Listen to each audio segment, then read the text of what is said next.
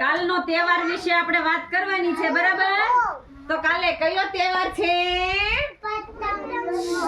પતંગનો. આકાશમાં શું ઉડાડવામાં આવે છે?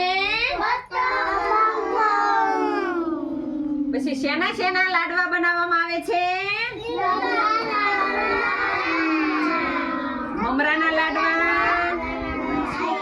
ડાળિયાના લાડવા અને તલના લાડવા અને શીંગના લાડવા, બરાબર ને?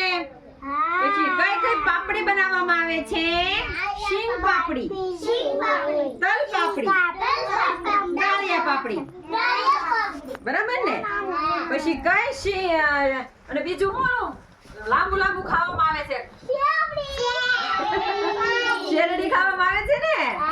તો તમને ખબર પડી કે આપણે ઉત્તરાયણના તહેવારમાં શું શું ખાવામાં આવે છે એના વિશે તમને જાણ થઈ ને? પાક તો ભૂલાઈ ગયું, ખજૂર પાક. ખજૂર પાક પણ ખાવામાં આવે છે, બરાબર ને? સરસ. લ્યો.